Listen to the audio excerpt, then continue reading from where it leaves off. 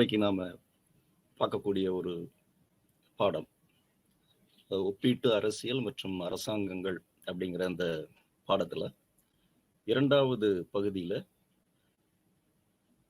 சர்வாதிகாரம் மற்றும் ஜனநாயக ஆட்சி முறை அப்படிங்கிற இந்த தலைப்பு.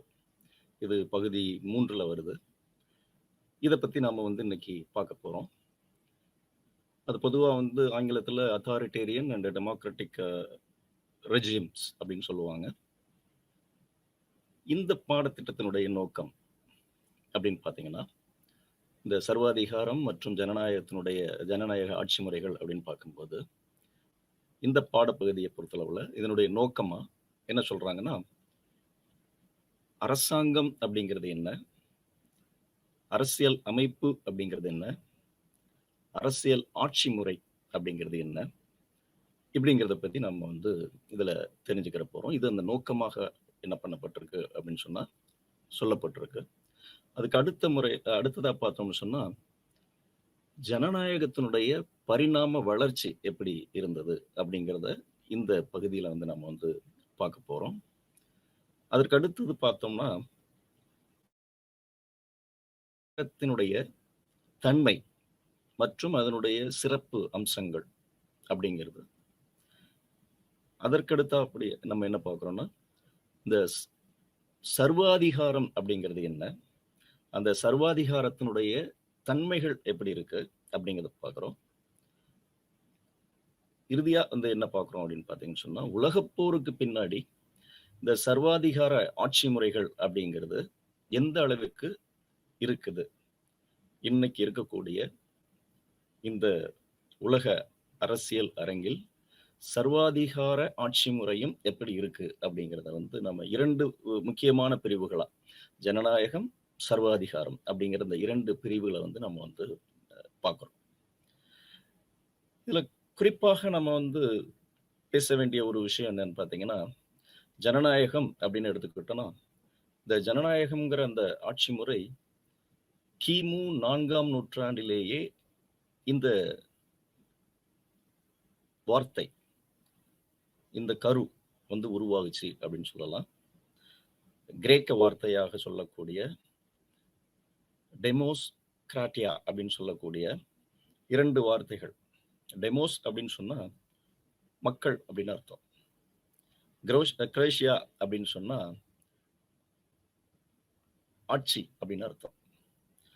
அப்ப அந்த 2ஐயும் நம்ம சேர்த்து பார்க்கும்போது மக்களினுடைய ஆட்சி அப்படிங்கிற அந்த அடிப்படையில அந்த மக்களாட்சிங்கிற அந்த ஒரு கூறு அல்லது ஒரு பதம் அப்படிங்கிறது 4ஆம் நூற்றாண்டிலேயே உருவாக்கப்பட்டது கிரேக்க மொழியில் அப்படின்னு சொல்லலாம்.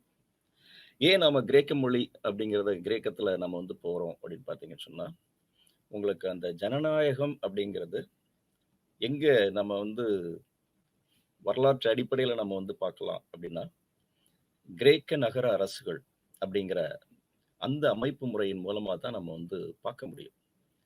அங்க கிரேக்க நகர அரசுகள் அப்படிங்கிறது மிக சிறிய நகரங்கள். அந்த நகரங்கள்ல ஆட்சி முறைகள் நடந்திருக்கு.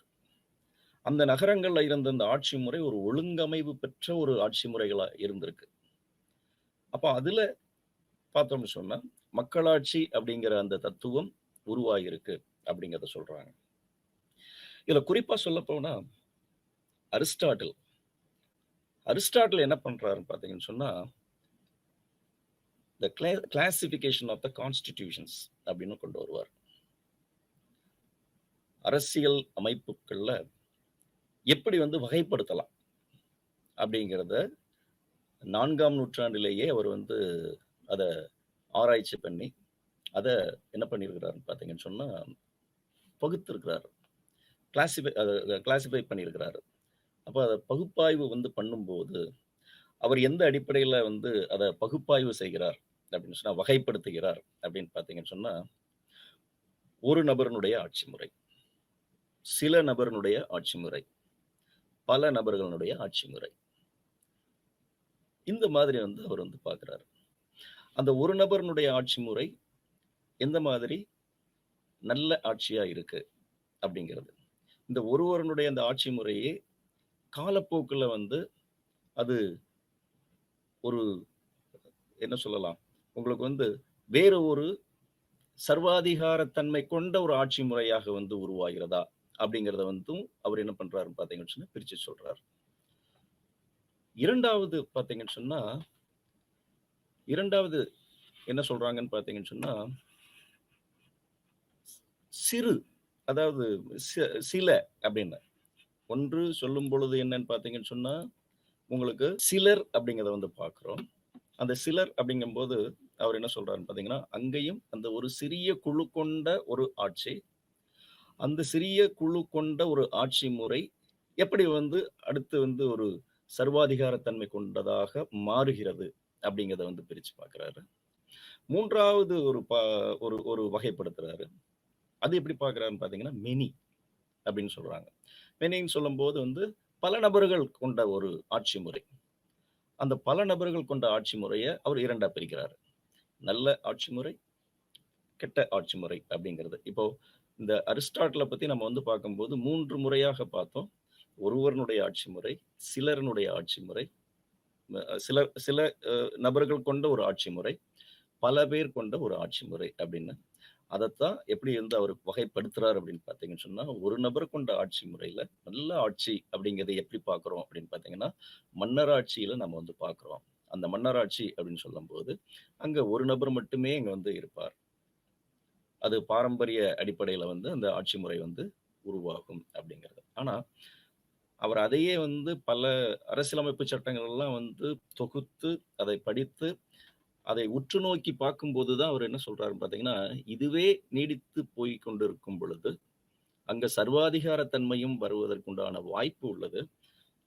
அதனால அதுக்கு ஒரு பெயர் வைக்கிறாரு. அதுதான் வந்து டிரனி அப்படின்னு சொல்லுவாங்க. கொடுங்கோல்மை கொடுங்கோல் ஆட்சி அப்படின்னு சொல்லுவாங்க. இப்ப இதே மாதிரி வந்து அந்த ஆட்சி முறை நடந்துகிட்டு இருக்கும்போது, இதில் சில பிரச்சனைகள் உருவாகினா, பிற்காலத்துல வந்து எப்படி ஆட்சி முறை வரலாம்னா, இந்த மன்னராட்சிக்கு கீழ் இருந்த பிரபுக்கள். அந்த பிரபுக்கள் என்னவாகலாம் அப்படின்னு பார்த்தீங்கன்னு சொன்னா, ஒரு சிலர் கூடி அவங்க வந்து அந்த ஆட்சிய நடத்தலாம். அதத்தான் என்ன சொல்றாங்கன்னு பார்த்தீங்கன்னா, அரிஸ்டோகிராசின்னு சொல்லுவாங்க. பிரபுக்கள் ஆட்சி அப்படின்னு சொல்லுவாங்க. அந்த பிரபுக்கள் ஆட்சி அப்படி சொல்லும்போது, அந்த பிரபுக்கள் ஆட்சியும் காலப்போக்குல என்னவாகலாம் அப்படின்னு பார்த்தீங்கன்னு சொன்னா, ஒரு சர்வாதிகார ஆட்சி தன்மை கொண்ட ஒரு முறையாக வந்து மாறலாம். அது அலிகார்கி அப்படின்னு வந்து சொல்லுவாங்க ஆங்கிலத்துல. ஆனா, இங்கேயும் வந்து பிரச்சனைகள் உருவாகும் பொழுது, பல நபர்களைக் கொண்ட ஒரு ஆட்சி முறை உருவாகலாம் அப்படின்னு அவர் வந்து வகைப்படுத்தி சொல்றாரு. அந்த பல நபர்கள் கொண்ட அந்த ஒரு ஆட்சி முறைக்கு இவர் வந்து ஆங்கிலத்துல என்ன சொல்றாருன்னா, பாலிட்டி அப்படிங்கிறத வந்து அதுல சொல்றாங்க. பெருங்குடி ஆட்சி. அதிக பெரும்பான்மையான மக்கள் கொண்ட ஒரு ஆட்சி முறை அப்படிங்கிறது. ஆனா, அதனுடைய இறுதி வடிவம் இறுதி வடிவம் அப்படின்னு சொல்லும்போது, இது தவறான ஒரு நிலைக்கு தள்ளப்படும் பொழுது, ஒரு சர்வாதிகார ஒரு தன்மைக்கு வந்து செல்லும் பொழுது, அது எந்த மாதிரி ஒரு பெயர் பெறுகிறது அப்படிங்கிறது அவரு சொல்றாருன்னு பார்த்தீங்கன்னா, ஏறத்தாழ 4ஆம் நூற்றாண்டு, கிமு 4ஆம் நூற்றாண்ட பொறுத்தளவுல அவருடைய கணிப்புப்படி அவர் என்ன சொல்றாருன்னா, டெமோக்ரசி அப்படின்னு சொல்றாரு. ஜனநாயகம் அப்படின்னு சொல்றாரு. இன்னைக்கு நாம வந்து உலக அளவுல வந்து ஜனநாயகம் அப்படிங்கிறதத்தான் முதன்மையா வச்சு நம்ம வந்து பேசிக்கிட்டு இருக்கிற நேரத்தில், கிமு 4ஆம் நூற்றாண்டில் அரசியலின் அரசியல் அறிவியலின் தந்தை என்று போற்றப்படக்கூடிய அரிஸ்டாட்டில் என்ன சொல்லியிருக்கிறார் அப்படின்னு பார்த்தீங்கன்னு சொன்னா, டெமோக்ரசி அப்படிங்கிறது ஒரு நல்ல ஒரு ஆட்சி முறை அல்ல அப்படிங்கிறத அவர் வந்து சொல்றாரு. அவர் எதுக்கு முக்கியத்துவம் கொடுக்கிறார் அப்படின்னு பார்த்தீங்கன்னு சொன்னா, மொனார்கி அதாவது மன்னராட்சி. அதுக்கு தான் வந்து அவர் வந்து என்ன பண்றாரு அப்படின்னு பார்த்தீங்கன்னு சொன்னா, அந்த முக்கியத்துவத்தை வந்து கொடுக்கிறார் அப்படிங்கிறத நம்ம வந்து பார்க்கலாம். இது எதுக்காக வந்து உங்களுக்கு நான் இத சொல்றேன் அப்படின்னு சொல்ல வேண்டியிருக்கு அப்படின்னு பார்த்தீங்கன்னு சொன்னா, முந்தைய காலகட்டத்தில் ஆட்சி முறைகள் எப்படி இருந்தது?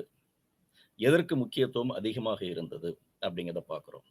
ஆனா 15ஆம் நூற்றாண்டு, 16ஆம் நூற்றாண்டுலலாம் வந்த அரசியல் சிந்தனையாளர்கள், அவங்க எல்லாம் வர்றாங்க. ஆனா அந்த அந்த அரசியல் சிந்தனையாளர்கள் அவங்க குடுத்த ஒரு விளக்கங்கள் அப்படின்னு பார்த்தீங்கன்னு சொன்னா, இதுக்கு அடுத்த ஒரு எல்லைக்கு வந்து போகல. அரிஸ்டாட்டில் கொடுத்த அந்த ஒரு அடுத்த எல்லைக்கு வந்து போகல. ஆனா, ஒரு மிகப்பெரிய ஒரு மாற்றம் என்ன ஆயிருக்கு அப்படின்னு பார்த்தீங்கன்னு சொன்னா வந்திருக்கு. ஆட்சி முறைகள்ல ஒரு மிகப்பெரிய ஒரு மாற்றம் எப்போ உருவாயிருக்கு அப்படின்னு பார்த்தீங்கன்னு சொன்னா, பிரெஞ்சு புரட்சிய சொல்லலாம். அமெரிக்காவில் நடந்த அமெரிக்க அ உள்நாட்டு போர் மூலமாக எழுந்த புரட்சிகள சொல்லலாம். ரஷ்யாவுல நடந்த புரட்சிகள சொல்லலாம். இதெல்லாம் எந்த அடிப்படையில நம்ம வந்து ரஷ்யாங்கிறது வந்து 20ஆம் நூற்றாண்டு நம்ம வந்து எடுத்துக்கலாம். ஆனா அதற்கு முன்னாடி பிரெஞ்சு புரட்சி அப்படின்னு நம்ம வந்து எடுக்கும்போது, அங்க சுதந்திரம், சமத்துவம், சகோதரத்துவம் என்ற அந்த கோட்பாடுகளை உள்ளடக்கி ஒரு மிகப்பெரிய ஒரு புரட்சி நடந்து, மன்னராட்சியை வீழ்த்தி, அங்க என்ன உருவாகுது அப்படின்னு பார்த்தீங்கன்னு சொன்னா, அந்த மக்களாட்சி தத்துவம் கொண்ட ஒரு ஆட்சி முறை வந்து உருவாவதற்கு ஒரு காரணமாக இருந்ததால், நாம என்ன சொல்றோம் அப்படின்னு பார்த்தீங்கன்னு சொன்னா, அரிஸ்டாட்டில் அன்னைக்கு சொன்ன அந்த முறை தவறாக, அதாவது அது வந்து சரியான முறை இல்ல அப்படின்னு சொல்லியிருந்தாலும் கூட, காலப்போக்கில் மிகப்பெரிய புரட்சியின் காரணமாக அந்த புரட்சியில் இருக்கக்கூடிய தத்துவங்கள், அந்த புரட்சியில் இருந்த ஜனநாயக தத்துவங்கள் அனைவராலும் ஏற்றுக்கொள்ளப்பட்டு, ஏன்னா ஒரு நாட்டுல என்ன தேவைப்படுது அப்படின்னு பார்த்தீங்கன்னு சொன்னா, ஒவ்வொரு குடிமகனுக்கும் சுதந்திரம் தேவைப்படுகிறது, சமத்துவம் தேவைப்படுகிறது, சகோதரத்துவம் தேவைப்படுகிறது. இந்த 3ஐயும் உள்ளடக்கிய ஒன்றுதான் நம்ம எதை சொல்றோம்னு பார்த்தீங்கன்னு சொன்னா, ஜனநாயகம் அப்படிங்கிறத நம்ம வந்து சொல்றோம். அப்ப அந்த மாதிரியான ஒரு ஆட்சி முறை அப்படிங்கிறதுக்கு வந்து உலகளாவிய வரவேற்பு வந்து கிடைப்பதனால தான் உலக மக்கள் வந்து அதுக்கு வந்து முழுமையாக வந்து அதை ஏற்றுக்கொண்டிருக்காங்க. அந்த அடிப்படையில இன்று ஜனநாயகம் என்பது ஒரு மிகப்பெரிய அனைவராலும் ஏற்றுக்கொள்ளப்படக்கூடிய ஒரு உன்னதமான ஒரு தத்துவார்த்த நிலையிலான ஒரு யோசனை அப்படின்னு சொல்லலாம், அல்லது ஒரு கூற்று அப்படின்னு சொல்லலாம், ஜனநாயகம் அப்படின்னு சொல்லும்போது. அப்போ இந்த ஜனநாயகம் அப்படின்னு சொல்லும்போது அது மக்களாட்சி தத்துவம் அப்படிங்கிறது வந்து பாத்தீங்கன்னு சொன்னா இந்த 3ஐயும் உள்ளடக்கிய ஒரு முக்கியமான ஒரு விஷயம் அப்படின்னு சொல்லலாம். அடுத்த கட்டத்துக்கு நாம வந்து பார்த்தோம்னு சொன்னா, 2ஆம் உலகப் போருக்கு பிறகு, முதல் உலகப் போர்லயே நம்ம வந்து பார்க்கலாம். முதல் உலகப் போரினுடைய இறுதி கட்டத்திலேயே பல மன்னராட்சிகள் வந்து மறையப்பட்டன. பல மன்னராட்சிகள் வந்து வீழ்த்தடிக்கப்பட்டன.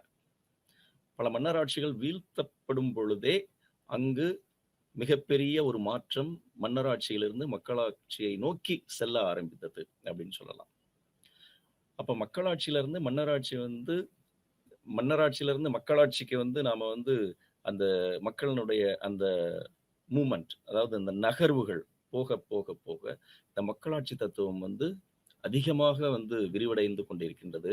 இது எப்பொழுது வந்து முழுமையாக வெளிப்படுகிறது அப்படின்னு பார்த்தீங்கன்னு சொன்னா, 2ஆம் உலகப் போருக்கு பின்பு. அந்த 2ஆம் உலகப் போருக்கு பின்பு எப்படிப்பட்ட ஒரு உலக மாற்றத்தை நாம வந்து பார்க்கிறோம் அப்படின்னு பார்த்தீங்கன்னு சொன்னா, முதல் உலகப் போர் காலத்துல முழுக்க முழுக்க மன்னராட்சியினுடைய பிடியில இருந்த நாடுகள் விடுபட்டது. 2ஆம் உலகப் போர்ல பல நாடுகள், ஆசிய நாடுகளாக இருக்கட்டும், ஆப்பிரிக்க நாடுகளாக இருக்கட்டும், அதிகப்படியான எண்ணிக்கை கொண்ட நாடுகள் காலனி ஆதிக்கத்திலிருந்து விடுபட ஆரம்பிக்கின்றன. அப்ப காலனி ஆதிக்கத்திலிருந்து விடுபட்ட இந்த நாடுகள், அதான் 2ஆம் உலகப் போருக்கு பின்பு, அதைத்தான் நம்ம வந்து என்ன சொல்றோம்னு பார்த்தீங்கன்னு சொன்னா, இப்ப இருக்கக்கூடிய கான்டெம்பரரி பொலிட்டிக்கல் சிஸ்டம் அப்படின்னு சொல்றது. இன்று நாம் பார்க்கக்கூடிய இந்த அரசியல் அமைப்பு, தற்போது பார்த்து கொண்டிருக்கின்ற அரசியல் அமைப்பு முறை, அரசியல் ஆட்சி முறை அப்படிங்கிறதனுடைய ஆரம்பம் அப்படிங்கிறத நம்ம எங்க இருந்து பார்க்கிறோம் அப்படின்னு பார்த்தீங்கன்னு சொன்னா, அந்த 2ஆம் உலகப் போருக்கு பின்புதான் மிகப்பெரிய மாற்றம் உலக அளவில் வந்து நம்ம வந்து பார்க்கிறோம். இந்த ஜனநாயக மலர்ச்சி அப்படிங்கிறத நம்ம வந்து பார்க்கலாம். ஆனா ஜனநாயகத்தினுடைய வளர்ச்சி அப்படின்னு நம்ம வந்து பார்த்துக்கிட்டு இருக்கிற இதே நேரத்திலேயே ஜனநாயகம் தாண்டிய இன்னொரு ஆட்சி முறையும் இருக்கு. அது நாம எப்படி பார்க்கிறோம் அப்படின்னு பார்த்தீங்கன்னு சொன்னா, அதுதான் சர்வாதிகார ஆட்சி முறை.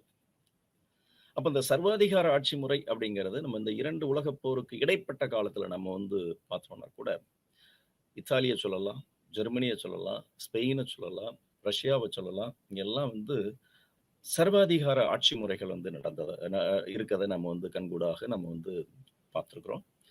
நம்ம வரலாற்றுகளை நம்ம வந்து படிச்சிருக்கிறோம். நம்ம அரசியல்ல வந்து படிச்சிருக்கிறோம். இந்த இந்த வாதங்கள் இது எல்லாமே வந்து பார்த்தீங்கன்னு சொன்னா, நாசிய நாசிச கோட்பாடுகள், பாசிச கோட்பாடுகள், கம்யூனிச அந்த கோட்பாடுகள், ரஷ்யாவுல இருந்த அந்த ஸ்டாலினுடைய அந்த ஆட்சி முறைகள், இதெல்லாம் வந்து பார்த்தீங்கன்னா, சர்வாதிகாரத்தன்மை இருக்கும். ஏன் சர்வாதிகாரத்தன்மை இருக்கு அப்படின்னு நம்ம வந்து பார்த்தா, அந்த அந்த அந்த ஆட்சி முறையில எது வந்து இல்லாமல் இருக்கும் அப்படின்னு பார்த்தீங்கன்னு சொன்னா, ஜனநாயகத்தில் நாம் பார்க்கக்கூடிய சுதந்திரம், சமத்துவம், சகோதரத்துவம் என்று சொல்லக்கூடிய அந்த முக்கிய கோட்பாடுகள், அந்த முக்கிய கோட்பாடுகள் அங்க வந்து இல்லாத ஒரு சூழ்நிலை இருக்கும். அதனால தான் அத நாம வந்து என்ன சொல்றோம் அப்படின்னு பார்த்தீங்கன்னு சொன்னா, அந்த சர்வாதிகார ஆட்சி முறை. அந்த முழுமையான அந்த அதிகாரத்தையும் தன்னகத்தே கொண்டு இருந்து செயல்படக்கூடிய தலைமை. அதத்தான் நம்ம வந்து சர்வாதிகாரம் அப்படின்னு சொல்றோம். அப்போ இங்க வந்து பார்க்கும்போது இந்த பொலிட்டிக்கல் ரெஜிம், அதாவது இந்த ஆட்சி முறைகள் அப்படின்னு சொல்லும்போது, இந்த ஆட்சி முறைகள நம்ம வந்து 2 வகையாவே நம்ம வந்து பார்க்க ஆரம்பிச்சுடுறோம். ஒண்ணு ஜனநாயக ஆட்சி முறை. இன்னொன்னு என்னன்னு பார்த்தீங்கன்னு சொன்னா, அ சர்வாதிகார ஆட்சி முறை அப்படின்னு சொல்லி. இங்க உங்களுக்கு இன்னொரு முக்கியமான ஒரு பதம் குடுக்குறாங்க. சொல்லப்பட்டிருக்கு. The government. அதாவது என்ன சொல்றாங்கன்னா, the government, political regime and political system அப்படின்னு சொல்றாங்க. அப்ப அரசாங்கம் அப்படின்னு சொல்லும்போது, அரசாங்கம் அப்படிங்கிறது நம்ம வந்து அரசியல் அறிவியல் அப்படின்னு எடுத்துக்கிட்டோம்னு சொன்னா பார்த்தீங்கன்னா, அரசாங்கம் என்பது அரசின் ஒரு அங்கம். அரசினுடைய ஒரு பகுதி. அரசுன்னு சொல்லும்போது 4 முக்கியமான கூறுகள நாம வந்து பார்ப்போம். மக்கள் அங்க இருப்பாங்க. மக்கள் இருக்கணும்.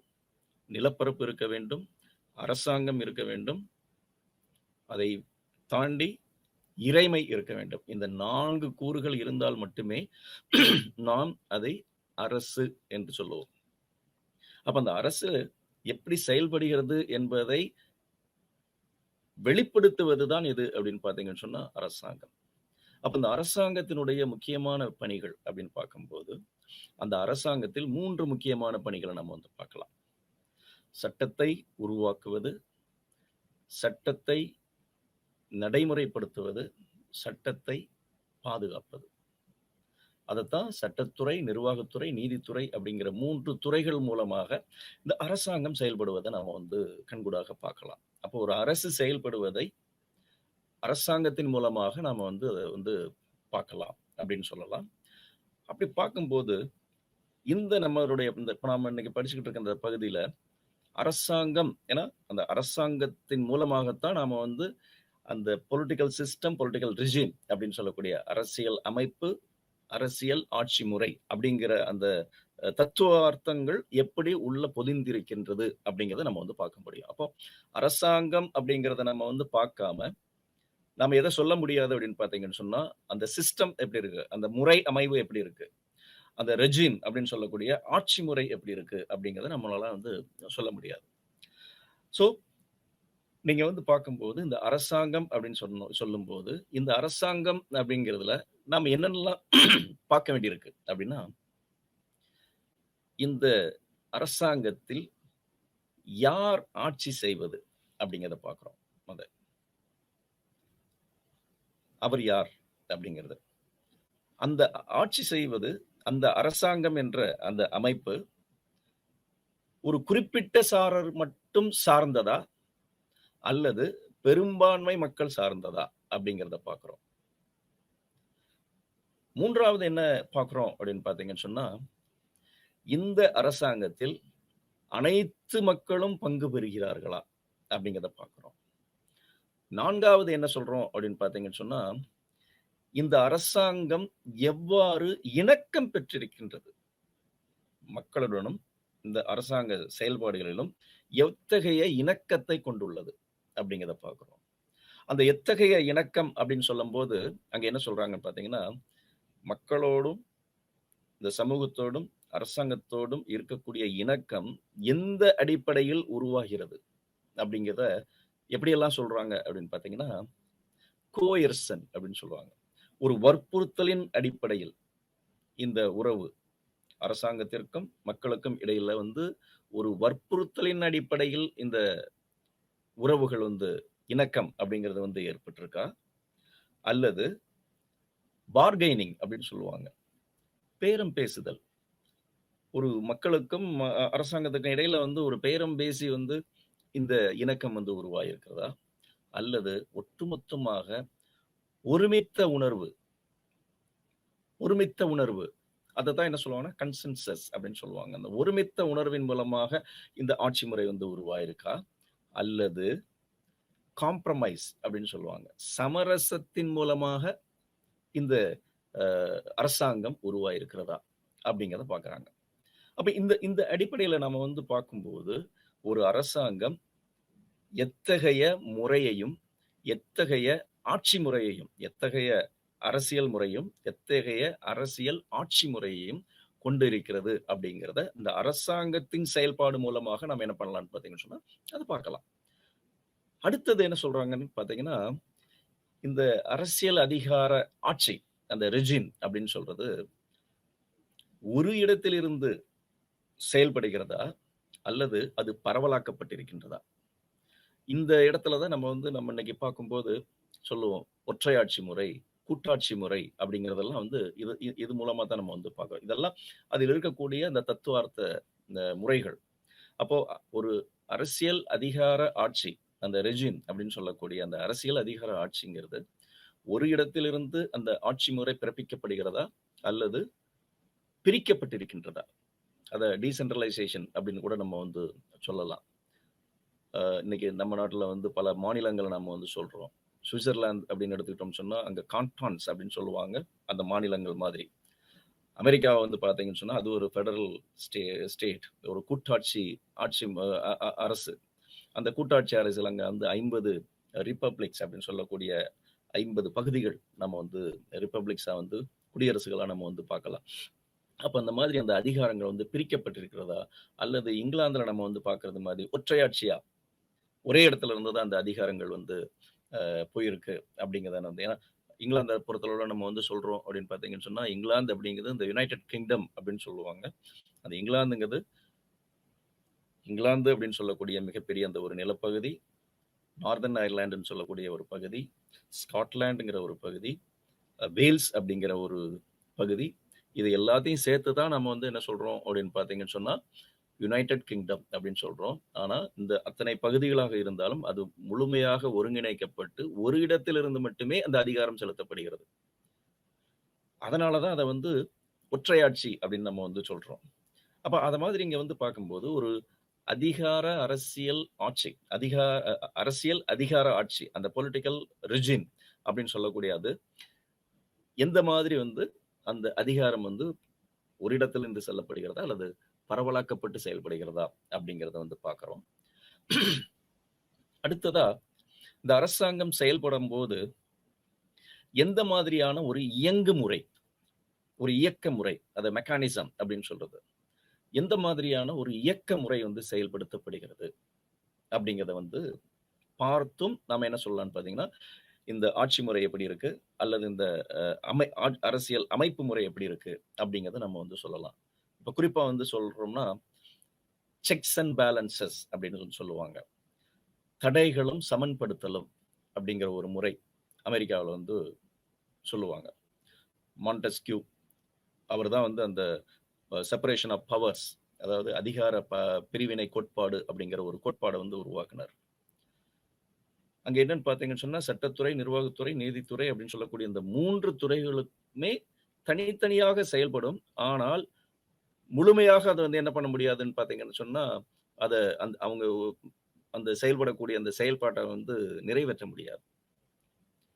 சட்டத்துறை செயல்படும் பொழுது, சட்டத்துறை வந்து அந்த அதிகார வரம்பை மீறி செயல்பட்டால், மற்ற 2 துறைகளும் என்ன பண்ணும் அப்படின்னு பார்த்தீங்கன்னு சொன்னா, அத கட்டுப்படுத்தும்.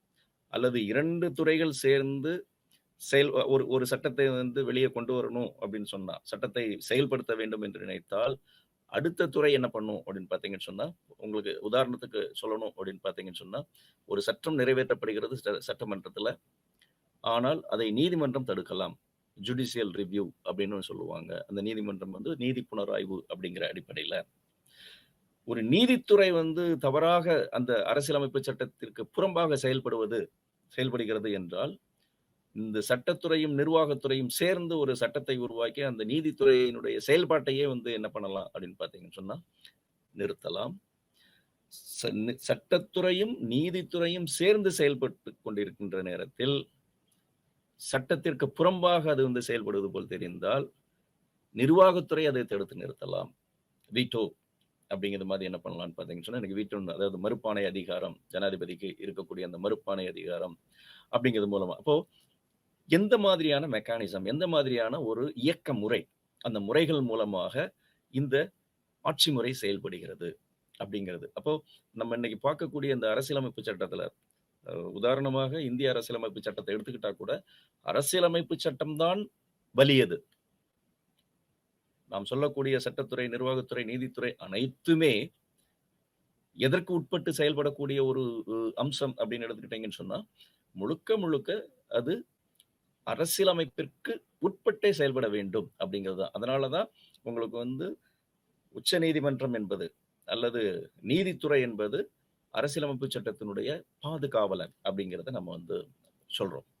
அப்போ அடுத்ததா நம்ம வந்து எப்படி பார்க்கிறோம் அப்படின்னு பார்த்தீங்கன்னு சொன்னா, அரசாங்கம் எவ்வாறு அதிகாரம் பெறுகிறது, அரசாங்கம் செயல்படுகிறதுங்கிறத நம்ம வந்து பார்க்கிறோம். இது இந்த எப்படி வந்து இந்த அதிகாரத்தை பெறுகிறது அப்படிங்கிறத வந்து பார்க்கும்போது, இது எல்லாம் இப்ப நம்ம வந்து சொல்லிக்கிட்டு இருக்கிறது, நான் இந்த சொல்லிக்கிட்டு இருக்கிறதுலயே நீங்க வந்து என்ன பண்ணிடலாம்னு பார்த்தீங்கன்னு சொன்னா, பொலிட்டிக்கல் ரெஜிம்ங்கிறது என்னது, பொலிட்டிக்கல் சிஸ்டம்ங்கிறது என்னது, அரசியல் ஆட்சி முறை அப்படிங்கிறது என்னது, அரசியல் அமைப்பு முறை அப்படிங்கிறது என்னங்கிறத நீங்க அப்படி தெரிஞ்சுட்டு வந்துடலாம். எவ்வாறு அரசாங்க அதிகாரங்கள் பெறப்படுகிறது அப்படின்னு சொல்லும்போது, இது வெளிப்படையாகவே இந்த அதிகாரம் பெறப்படுகிறதா, அல்லது போட்டி அடிப்படையில், எலெக்ஷன்ஸ் போட்டி அடிப்படையில் இது வந்து இந்த அதிகாரம் வந்து பெறப்படுகிறதா, அல்லது தனி நபர்னுடைய அதிகாரம் கொண்டதா, தனிநபர்னுடைய அதிகாரம் கொண்டதா அப்படிங்கிறத வச்சும் நாம் இந்த இரண்டையும் வந்து நம்ம வந்து பிரிச்சு பார்க்க முடியும். அடுத்து என்ன சொல்றாங்கன்னா, இந்த அரசாங்கம் அப்படின்னு சொல்லும்போது அரசுக்கும் குடிமக்களுக்கும் உள்ள உறவு எப்படிப்பட்டது, அரசுக்கும் குடிமக்களுக்கும் உள்ள உறவு எப்படிப்பட்டது அப்படிங்கிறத வந்து இந்த இந்த இது வந்து சொல்லுது. இதன் மூலமாகவும் நம்ம வந்து தெரிஞ்சுக்கலாம்.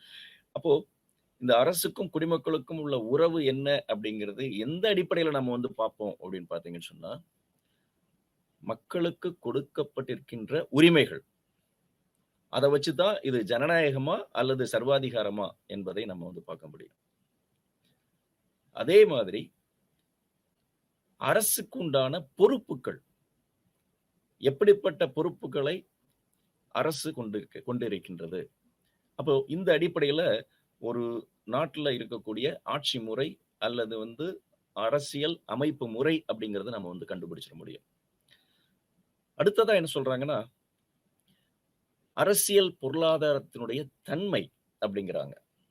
இந்த அரசியல் பொருளாதாரத்தினுடைய தன்மை அப்படின்னு சொல்லும்போது, இந்த அரசினுடைய திட்டங்கள் அனைத்தும் ஒரு ஒருங்கமைப்பிற்கு உட்பட்டதா, அல்லது இது ஒரு சந்தை பொருளாதாரத்தை போன்ற ஒரு கட்டமைப்பை கொண்டுள்ளதா அப்படிங்கிறது. அப்போ இந்த பொலிட்டிக்கல் எக்கனாமின்னு சொல்லுவாங்க, அரசியல் பொருளாதாரம். இந்த அரசியல் பொருளாதாரம் யாரு கையில் இருக்கிறது, எப்படிப்பட்ட ஒரு கட்டமைப்பில் இது வந்து உருவாக்கப்பட்டிருக்கின்றது அப்படிங்கிறத வந்து இதை வந்து நம்ம வந்து தெரிந்து கொள்ளக்கூடிய ஒரு விஷயம். எப்படின்னு பார்த்தீங்கன்னு சொன்னா, அந்த அரசியலமைப்பு சட்டத்தின் மூலமாக அரசு எப்படி செயல்படுகிறது அப்படிங்கறத நம்ம வந்து பார்க்கிறது. அடுத்தது என்ன சொல்றாங்கன்னா, எத்தகைய எல்லைக்குள் இந்த ஆட்சி முறை செயல்படுகிறது, இது வரையறுக்கப்பட்ட ஒரு எல்லைக்குள் இது இருக்கிறதா, அல்லது அந்த வரையறுக்கப்பட்ட எல்லையை தாண்டி செயல்படுகிறதா. வரையறுக்கப்பட்ட தாண்டி எல்லை என்று சொல்லும் பொழுது எதை நம்ம வந்து சொல்றோம் பார்த்தீங்கன்னா, இந்த டெமோக்ராட்டிக் ரூல் அப்படிங்கிறது. இன்னைக்கு உரிமைகள் அப்படின்னு நம்ம வந்து சொல்றோம், சுதந்திரம், சமத்துவம், சகோதரத்துவம், மற்ற உரிமைகள் எல்லாத்தையும் நம்ம வந்து சொல்றோம். இந்த உரிமைகளை மீறும் அளவிற்கு, இந்த உரிமைகளை மீறும் அளவிற்கு இந்த செயல்பாடுகள் இருக்கின்றதா அப்படிங்கிறத வந்து பார்க்க வேண்டியிருக்கு. அப்போ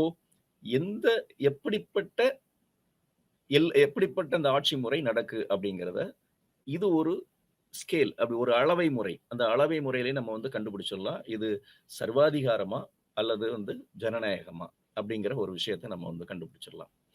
அதற்கடுத்தாப்புல என்ன சொல்றாங்கன்னு பார்த்தீங்கன்னா, எத்தகைய சூழலில் இந்த அரசாங்கம் செயல்பட்டு கொண்டிருக்கின்றது. எத்தகைய சூழல் அப்படின்னு பார்த்தீங்கன்னு சொன்னா, இன்னைக்கு வந்து வளர்ச்சி அடைந்த நாடுகள்னு பார்க்குறோம். வளர்ந்து கொண்டிருக்கக்கூடிய நாடுகள்னு பார்க்குறோம். இப்ப வளர்ச்சி அடைந்த நாடுகள்ல இருக்கக்கூடிய ஆட்சி முறை அப்படின்னு பார்த்தோம்னா, அங்க வந்து ஒண்ணும் வித்தியாசம் தெரியாது நமக்கு. ஏன்னா, அந்த வளர்ச்சி அடைந்த நாடுகள் அப்படிங்கிறது, பொதுவாக அங்க இருக்கக்கூடிய தரம் அனைத்தும் வந்து உயர்த்தப்பட்ட தரத்துல நம்ம வந்து பார்க்கலாம். பொருளாதாரமா எடுத்துட்டாலும் சரி, சமூகம் எடுத்துக்கிட்டாலும் சரி, அரசியல் அப்படின்னு எடுத்துக்கிட்டாலும் சரி, எல்லாத்துலயுமே அவங்க வந்து முன்னேறிய ஒரு சமூகத்தை சார்ந்த ஒரு கூட்டமா இருப்பாங்க, அந்த வளர்ச்சி அடைந்த நாடுல. ஏன்னா, எந்த ஒரு நாட்டுல வந்து கல்வி முழுமையாக பெற்றிருக்கின்றார்களோ, அங்க வந்து பொருளாதாரமும் வந்து உயர்த்தப்படும். கல்வியும், பொருளாதாரமும் எங்கு உயர்த்தப்பட்டிருக்கின்றதோ, அங்கு சமுதாய நிலையும் வந்து உயர்த்தப்பட்டிருக்கும்.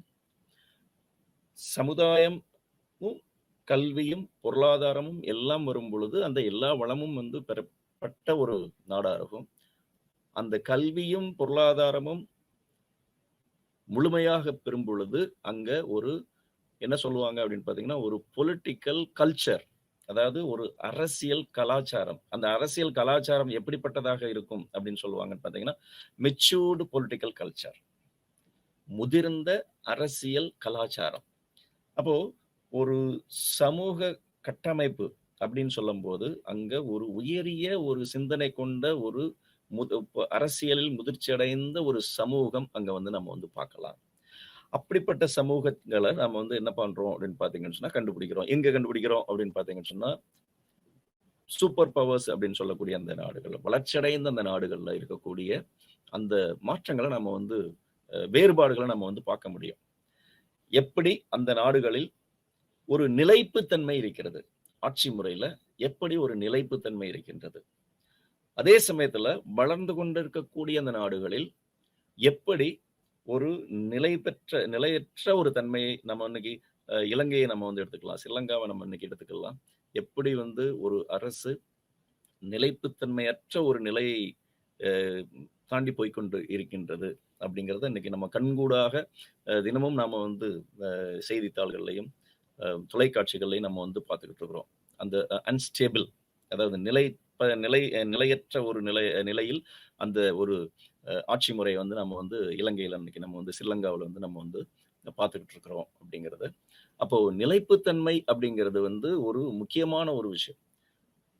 அதுல என்னன்னு பார்த்தீங்கன்னா, அந்த அரசு அல்லது அரசாங்கம் எத்தகைய தேவைகளையும் எத்தகைய சவால்களையும் எதிர்கொண்டு நிறைவேற்றுகின்றது அப்படிங்கிறது தான் நம்ம வந்து அங்க வந்து பார்க்கிறோம். இப்போ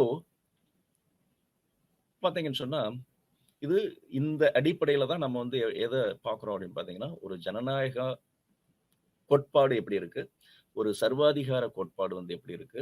ஏன்னா, நாம இந்த பார்க்கக்கூடிய அந்த பாடமே என்ன அப்படின்னா, உங்களுக்கு கம்பேரிட்டிவ் கவர்ன்மென்ட் அண்ட் பாலிடிக்ஸ். அதாவது ஒரு ஒப்பீட்டு அரசு மற்றும் அரசாங்கங்களுடைய ஒரு ஒப்பீட்டு பார்வை. அப்போ அந்த ஒப்பீட்டு பார்வைன்னு சொல்லும்போது, இங்க நாம 2 விஷயத்த மட்டும் நம்ம வந்து எடுத்துக்கிறோம். டெமோக்ரஸிங்கிற ஒரு பதம்.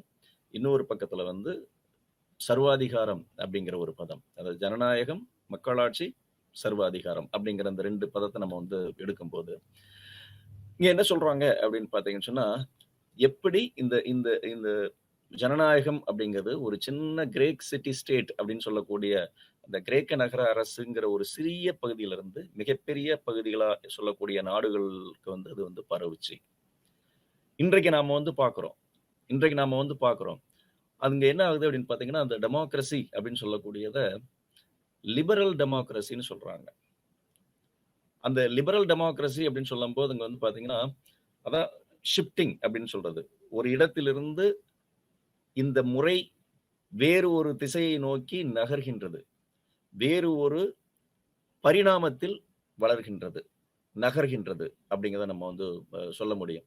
அப்ப இந்த 20ஆம் நூற்றாண்டுல உலகப் போர்களுக்கு பின்பு அங்க என்ன ஆகுது அப்படின்னு பார்த்தீங்கன்னா சொன்னா, அந்த ஒரு டிரான்சிஷன் பீரியட். அதாவது அந்த அதாவது அது மாறிக்கொண்டிருக்கின்ற ஒரு நிலை. அந்த மாறிக்கொண்டிருக்கின்ற அந்த நிலையில வந்து என்ன சொல்றாங்க அப்படின்னு பார்த்தீங்கன்னு சொன்னா, ராபர்ட் தால் ராபர்ட் தால் வந்து ஒரு புத்தகம் எழுதுறாரு. ஒரு மிகப்பெரிய ஒரு அரசியல் விமர்சகர். ஒரு அரசியல் தத்துவ ஞானி. அப்போ அவர் என்ன சொல்றாருன்னு பார்த்தீங்கன்னா, பாலியார்கி, த பார்ட்டிசிபேஷன் அண்ட் அப்போசிஷன் அப்படிங்கிற ஒரு அ ப புத்தகத்த வந்து எழுதுறாரு. அந்த புத்தகத்துல வந்து அவர் என்ன சொல்றாரு அப்படின்னு பார்த்தீங்கன்னு சொன்னா, இந்த பீரியட்ல தான் இந்த பீரியட்ல தான் அந்த ஜனநாயகம் என்பது ஒரு மாற்றத்தை கொண்டு உருவாகிறது அப்படிங்கிறது. எங்க மன்னராட்சி முறையிலிருந்து கொஞ்சம் கொஞ்சமாக மாற்றமடைந்து வருகிறது. அப்ப அங்க வந்து மொனார்கி அப்படிங்கிற ஒரு பதத்திலிருந்து பாலி ஒன்று என்றதிலிருந்து பல அப்படிங்கிற ஒரு அ பரிணாமம் அப்படிங்கிறது வந்து உருவாகிறது. மொனார்கி என்று சொல்வது ஒருவர் ஆட்சி செய்யக்கூடிய முறை. பாலி பாலியார்கி அப்படின்னு சொல்வது வந்து பலர் ஆட்சி செய்யக்கூடிய ஒரு முறை. அப்ப அங்க என்ன சொல்றாங்கன்னு பார்த்தீங்கன்னா, அந்த பாலியார்கில மக்கள் எப்படி பங்கு பெறுகிறார்கள், அங்கு எவ்வாறு அங்க வந்து சவால்களும் உருவாகிறது அப்படிங்கிறது மூலமா வந்து அவர் வந்து சொல்றாரு. இப்போ பார்த்தீங்கன்னு சொன்னா, டெவலப்டு கண்ட்ரீஸ் அந்த வளர்ச்சியடைந்த அந்த நாடுகள்ல, இந்த வளர்ச்சியடைந்த நாடுகள்ல தான் அவர் வந்து அந்த எப்படி வந்து இது டெவலப் ஆகியிருக்குங்கிறத பார்க்கிறாரு. அப்போ பொதுவாக பொலிட்டிக்கல் இன்ஸ்டிடியூஷன்ஸ் அப்படின்னு சொல்லுவாங்க. ஒரு ஜனநாயக நாடா இருந்ததுன்னா, அந்த ஜனநாயக நாடுல அரசியல் நிறுவனங்கள் என்ன? அந்த அரசியல் நிறுவனங்கள் அப்படின்னு சொல்லும்போது, அந்த அரசியல் நிறுவனங்கள்ல என்னென்னலாம் வந்து நம்ம வந்து பார்க்கிறோம்.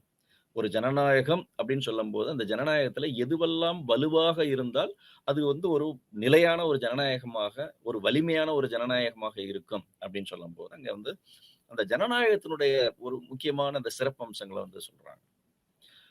அது என்ன அப்படின்னு பார்த்தீங்கன்னு சொன்னா, அடல்ட் பிரான்சைஸ்ன்னு சொல்லக்கூடிய வயது வந்தோர் வாக்குரிமை. அந்த வயது வந்தோர் வாக்குரிமை இருக்கணும். திரும்ப என்னன்னு பார்த்தீங்கன்னு சொன்னா, பீரியாடிக் எலக்ஷன் அப்படின்னு சொல்லுவாங்க. அவ்வப்போது சரியான அந்த இடைவெளியில் தேர்தல்கள் நடப்பது. 3வது என்ன சொல்றான்னு பார்த்தீங்கன்னா, அனைவருக்கும் சம வாய்ப்பு. எல்லாருக்குமே எல்லாமே கிடைக்க வேண்டும் என்ற அந்த ஒரு சோ அ சோசியல் ஜஸ்டிஸ், பொலிட்டிக்கல் ஜஸ்டிஸ் அங்க வந்து இருக்கணும் அப்படின்னு சொல்றது.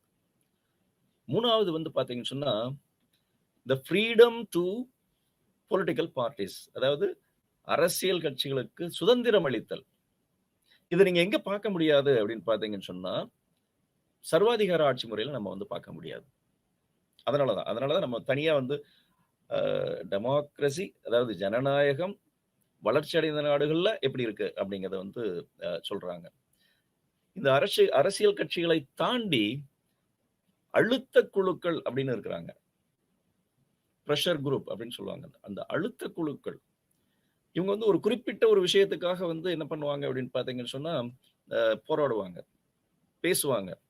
இந்த இந்த இந்த அழுத்த குழுக்கள் வந்து அரசியல் கட்சிகளுக்கு அடுத்த நிலையில இருக்கக்கூடியது.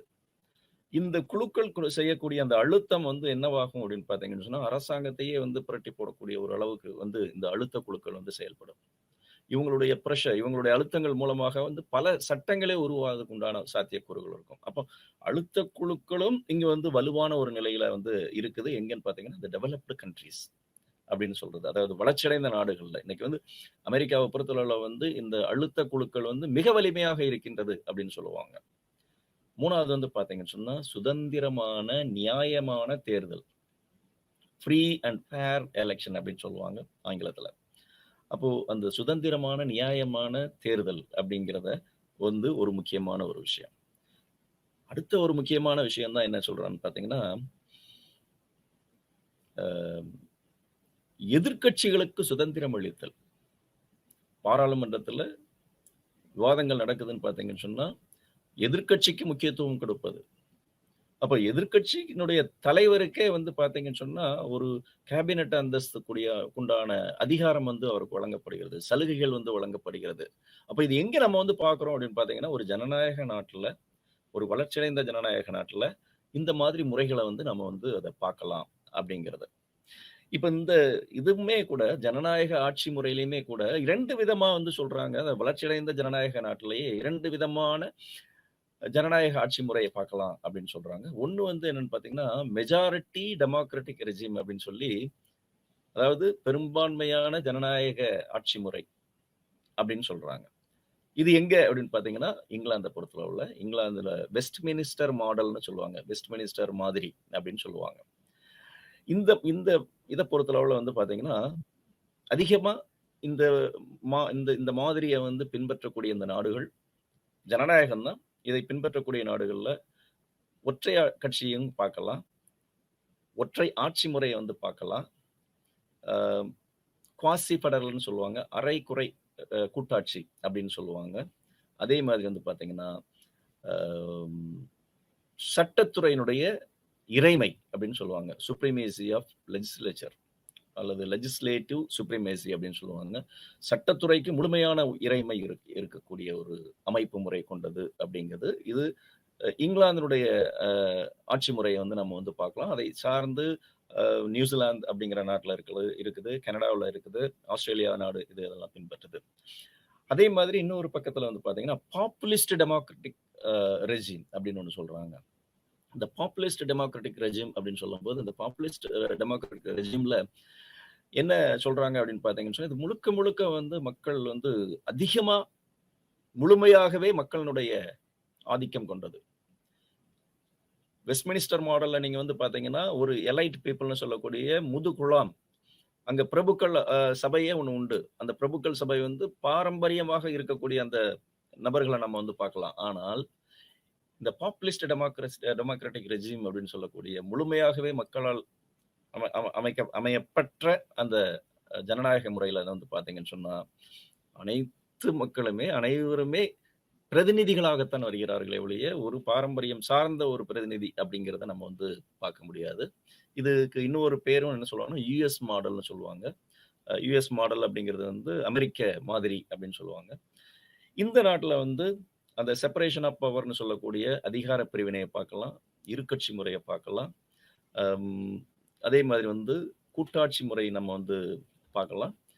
இது எந்த மாதிரியான நாட்டுல வந்து நம்ம வந்து பார்க்குறோம் அப்படின்னு பார்த்தீங்கன்னு சொன்னா, நெதர்லாந்து அப்படின்னு சொல்லக்கூடிய அந்த பகுதியில நெதர்லாந்து, ஆஸ்திரேலியா அப்படிங்கிற அந்த நாட்டுல நம்ம வந்து பார்க்குறோம். பெல்ஜியம் பார்க்குறோம். சுவிட்சர்லாந்துல பார்க்குறோம். இங்க எல்லாம் வந்து இந்த மாதிரியான முறை வந்து நம்ம வந்து பார்க்குறோம். அடுத்தது வந்து டெவலப்பிங் ஸ்டேட்ஸ் அப்படின்னு எடுத்துக்கிட்டோம்னு சொன்னா, இப்ப நம்ம பார்த்தது எல்லாமே வளர்ச்சியடைந்த நாடுகள். இந்த வளர்ச்சியடைந்த நாடுகள்ல இப்படி இருந்தது. ஆனா, வளர்ந்து கொண்டிருக்கக்கூடிய நாடுகள்ல எப்படிப்பட்ட ஒரு முறையை நம்ம பார்க்கிறோம் அப்படின்னு பார்த்தா, இது முழுக்க முழுக்க ஒரு ஒரு மாறுபட்ட ஒரு நிலையை நம்ம இங்க பார்க்கலாம். இது அனைத்துமே டெவலப்பிங் கண்ட்ரீஸ் அப்படின்னு, அதாவது வளர்ந்து வரும் நாடுகள் அப்படின்னு நம்ம சொல்லப்படக்கூடிய அதிக பெரும்பான்மையான நாடுகள் அனைத்துமே 2ஆம் உலகப் போருக்கு பின்பு உருவான நாடுகள் தான். அப்போ இந்த 2ஆம் உலகப் போருக்கு பின்பு உருவான நாடுகள்ல குறிப்பாக ஆசிய, ஆப்பிரிக்க நாடுகள். அதுதான் அதிகமான எண்ணிக்கை கொண்ட நாடுகள். இன்னும் வந்து சொல்லலாம் லத்தீன் அமெரிக்கன் நாடுகள்னு வந்து சொல்லுவாங்க. லத்தீன் அமெரிக்க நாடுகள்னு தென் அமெரிக்காவுல இருக்கக்கூடிய அந்த நாடுகள். ஆனா, அதிகப்படியான நாடுகள் நம்ம எங்க பார்க்கிறோம் அப்படின்னு பார்த்தீங்கன்னா, ஆசிய, ஆப்பிரிக்க கண்டங்களில் இருக்கக்கூடிய அந்த நாடுகள். இந்த நாடுகள் அனைத்துமே எப்படி எங்கிருந்து வெளிய வந்தது அப்படின்னு பார்த்தீங்கன்னா, காலனி ஆதிக்க பிடியிலிருந்து வெளிய வந்தது. அப்ப அந்த காலனி ஆதிக்க பிடியிலிருந்து வெளிய வரும்போது, அங்க எப்படிப்பட்ட முறையிலிருந்து இது உள்ள ஜனநாயக கோட்பாட்டுக்குள்ள போகுது அப்படின்னு பார்த்தீங்கன்னு சொன்னா, எடுத்தடியிலேயே வந்து அத வந்து அந்த காலனி ஆதிக்கத்துல இருந்து அவங்க நேரடியா ஜனநாயகத்துக்குள்ள போகல. நேஷன் பில்டிங் அப்படிங்கிற தேசிய கட்டுமானம் அப்படின்னு சொல்லுவாங்க. தேசியம் அப்படிங்கிறது வந்து உருவாகி, அந்த நேஷன் பில்டிங் அப்படின்னு சொல்லக்கூடியது வந்து ஸ்டேட் பில்டிங். அரசு அப்படிங்கிற அடிப்படையில, ஒரு நாடு அப்படிங்கிற அடிப்படையில, தேசத்தின் அடிப்படையில உருவாகி, தேசிய உணர்வுகள் மூலமாக உருவாகி, அது ஒரு அரசு அப்படிங்கிற அடிப்படையில வந்து உருவாகி, அதுக்கடுத்து தான் நம்ம எங்க வர்றோம் அப்படின்னு பார்த்தீங்கன்னு சொன்னா, அந்த ஜனநாயக கோட்பாட்டுக்குள்ள வந்து உள்ள வர்றோம் அப்படிங்கிறத வந்து சொல்றாங்க. ஆனா, அதனால தான் இங்க வந்து இந்த ஜனநாயக முறை வளர்ச்சியடைந்த நாடுகள்ல நம்ம வந்து பார்க்கிறது வேற மாதிரி இருந்தது. அங்க வந்து எப்படி நம்ம வந்து பார்க்க முடியல அப்படின்னு பார்த்தீங்கன்னு சொன்னா, அதிகமா அத்தாரிட்டேரியன் அதாவது சர்வாதிகார ஆட்சி முறைங்கிறத வந்து பார்க்க முடியல. ஆனா, இந்த டெவலப்பிங் கண்ட்ரீஸ்ன்னு சொல்லக்கூடிய அந்த வளர்ச்சி வ வ வளர்ந்து கொண்டிருக்கக்கூடிய இந்த நாடுகள்ல உள்ள விஷயங்கள நம்ம வந்து பார்க்கும்போது, இங்கு சில நாடுகளில் எந்த மாதிரியான முறை நம்ம பார்க்குறோம் பார்த்தீங்கன்னா, சர்வாதிகாரத்தன்மை கொண்ட ஆட்சி முறைய நாங்க பார்க்கிறோம். சில நாடுகளில் ஜனநாயக ஆட்சி முறை இருக்கின்றது. ஜனநாயக ஆட்சி முறை இருக்கின்றது. ஆனால், அந்த ஜனநாயக முறையிலேயே சர்வாதிகாரத்தன்மை கொண்ட ஜனநாயக முறையும் இருக்கக்கூடிய நாடுகளை நம்ம இங்க வந்து என்ன பண்ணலாம் அப்படின்னு பார்த்தீங்கன்னு சொன்னா பார்க்கலாம். அப்போ இங்க வந்து குறிப்பாக சொல்லக்கூடிய மேஜர் அப்ஸ்டக்கிள்ஸ் அப்படின்னு சொல்லக்கூடியது. தடைகள். முக்கியமான அந்த தடைகள் அப்படின்னு பார்க்கும்போது, எந்த மாதிரியான தடைகள் இங்க வந்து இருக்கு அப்படின்னு சொல்றாங்கன்னா, மொழி பிரச்சனை, இனப்பிரச்சனை. அடுத்தும் பார்த்தீங்கன்னு சொன்னா, மத பிரச்சனை, பிராந்தியங்கள்.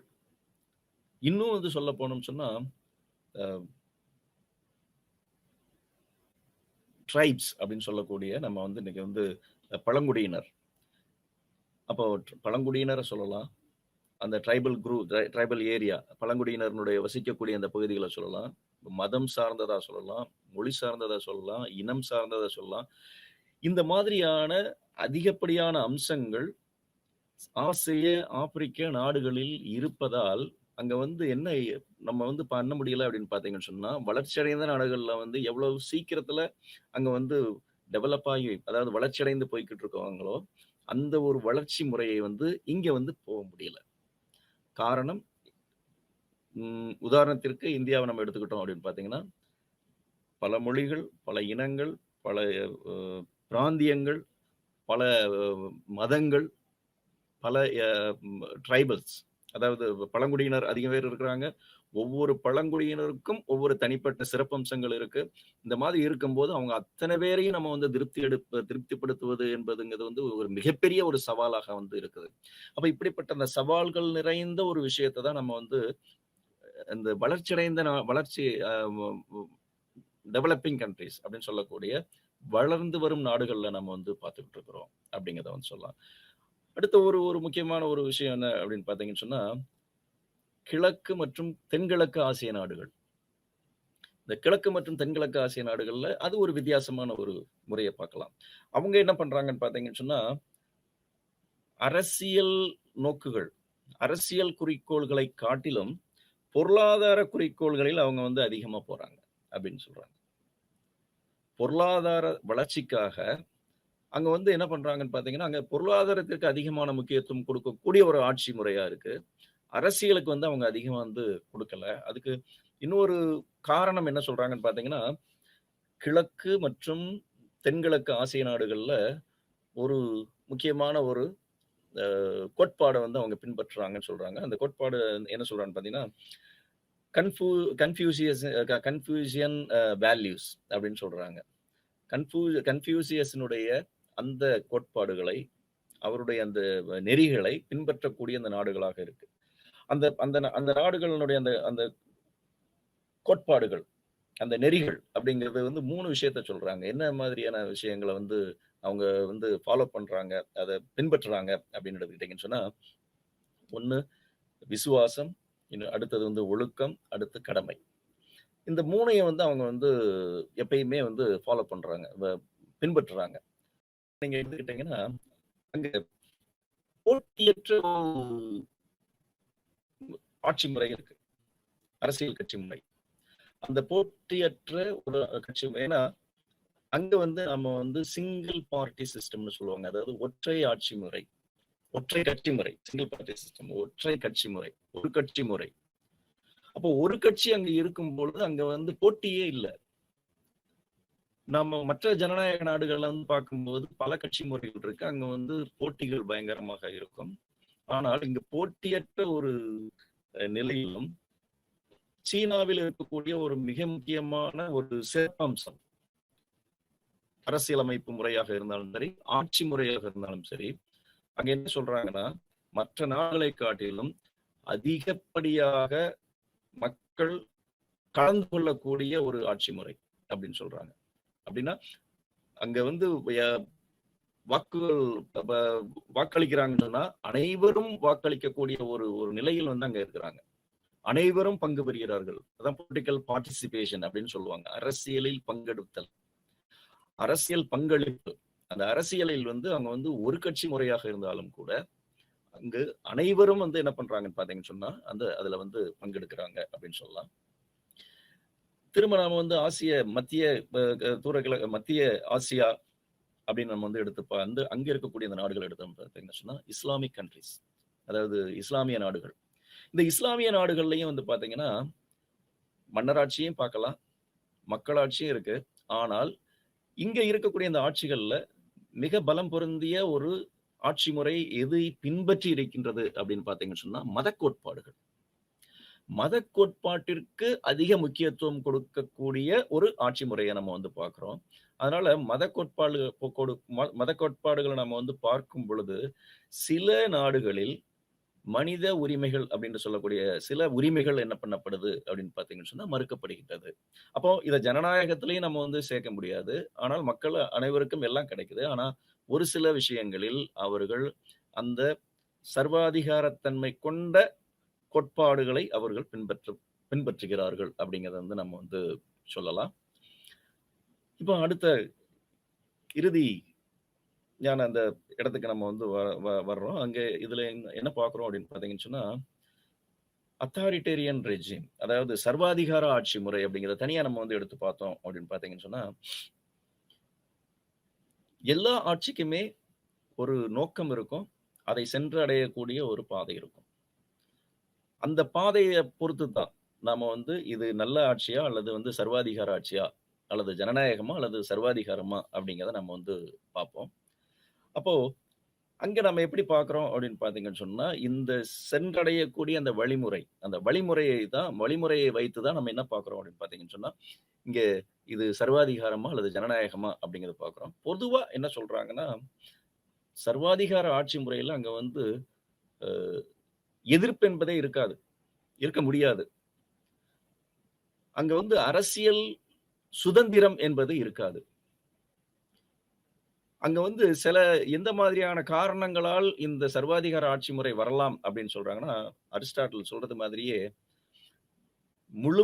முழுமையான மன்னராட்சி இருந்தாலும் அங்க சர்வாதிகாரம் வருவதற்கு உண்டான வாய்ப்புகள் உண்டு. பாரம்பரியமாகவும்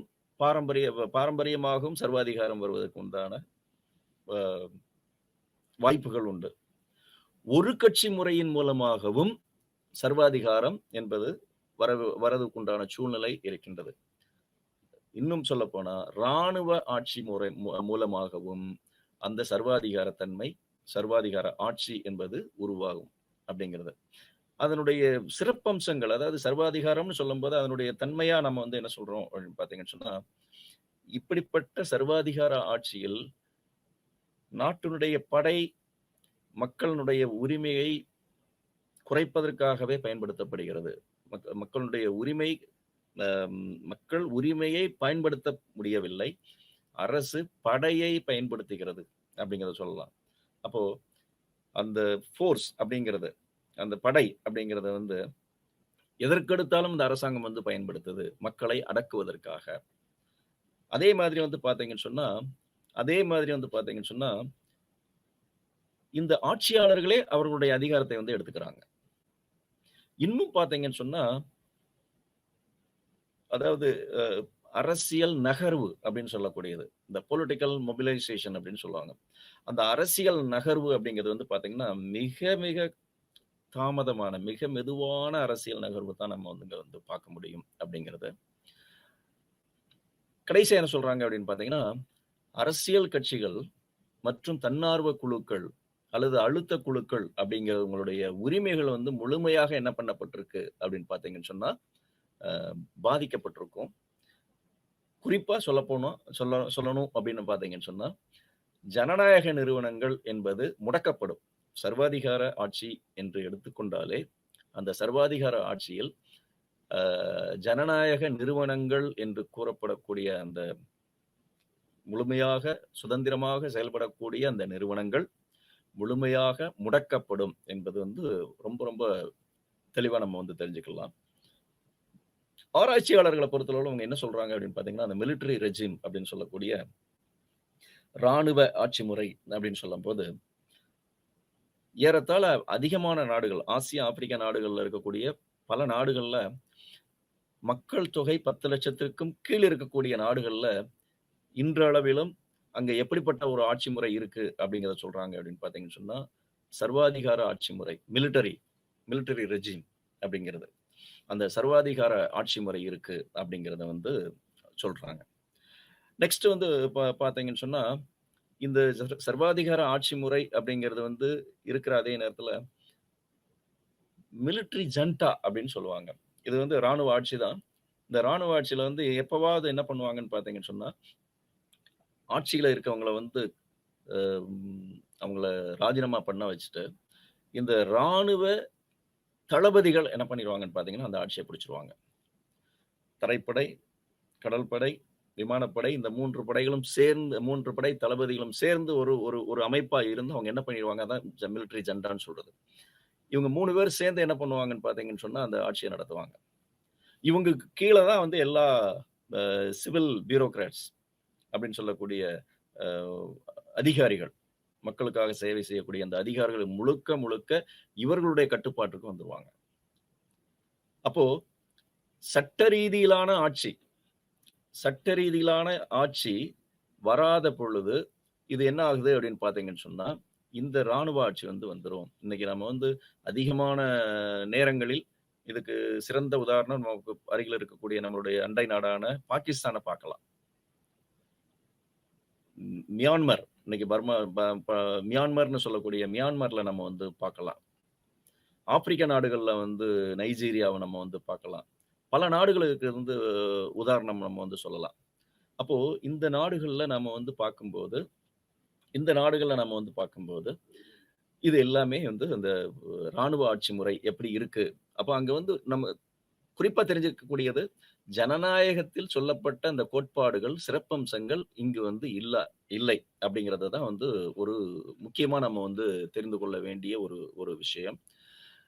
இப்போ நாம வந்து இதுல இன்னும் கூட ஒண்ணு சொல்லுவாங்க. சமூகமும், அதாவது மக்களும், ராணுவமும் சேர்ந்து செயல்படக்கூடிய ஒரு சில ஆட்சி முறையும் வந்து இருக்குன்னு சொல்றாங்க. சில நாடுகள் புதிதாக உருவாகும் பொழுது, அந்த நாட்டினுடைய படையே வந்து இந்த இந்த அந்த நாடு உருவாவதற்கு காரணமாக இருந்திருக்கும். திரும்ப அது வந்து 2ம் அந்த மக்களும், அந்த ராணுவமும் சேர்ந்தே வந்து ஆட்சி முறை நடக்கும். அப்படியும் வந்து ஆட்சி முறை இருக்கு அப்படிங்கிறத வந்து சொல்றாங்க. இப்போ நாம வந்து பார்த்தீங்கன்னு சொன்னா, உங்களுடைய இன்னைக்கு நாம வந்து பார்த்த எல்லாமே அதாவது ஜனநாயகமும், சர்வாதிகார ஆட்சி முறையும் எப்படி வந்து இந்த அரசாங்கம் செயல்படுவதன் மூலமாக நாம வந்து தெரிஞ்சுக்கலாம் அப்படிங்கிற இத வந்து நாம வந்து முழுமையா இன்னைக்கு வந்து நம்ம வந்து பார்த்திருக்கோம். அப்போ நம்ம வந்து அரசாங்கம் அப்படிங்கிறது என்னங்கிறத தெரிஞ்சிருக்கிறோம். அரசியல் அமைப்பு முறை அப்படிங்கிறத நம்ம என்னங்கிறத பார்த்திருக்கிறோம். ஆட்சி முறை, அரசியல் ஆட்சி முறை. அரசியல் அமைப்பு முறை வேற, அரசியல் ஆட்சி முறை வேற. இந்த அரசியல் ஆட்சி முறை அப்படிங்கிறது வந்து எப்படி அப்படிங்கிறத நம்ம வந்து தெரிஞ்சு வச்சிருக்கிறோம்.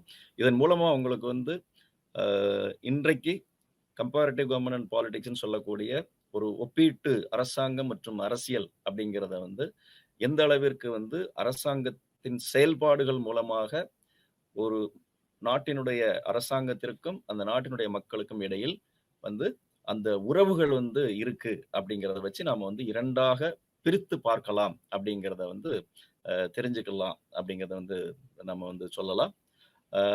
இதனால வந்து உங்களுக்கு வந்து இன்னைக்கு இந்த பகுதி 3 அந்த கம்பேரிட்டிவ் கவர்ன்மென்ட் அண்ட் பாலிடிக்ஸ்ன்னு சொல்லக்கூடிய இந்த பாடத்தின் 2வது முறை உங்களுக்கு வந்து 2வது தொகுதி என்பது முடிக்கப்பட்டிருக்கின்றது. அடுத்த வகுப்பில் நான் உங்களை சந்திக்கின்றேன். ஏதும் கேள்விகள் இருந்தால் நான் சொல்வதற்கும் தயாராக இருக்கின்றேன். நன்றி. வணக்கம்.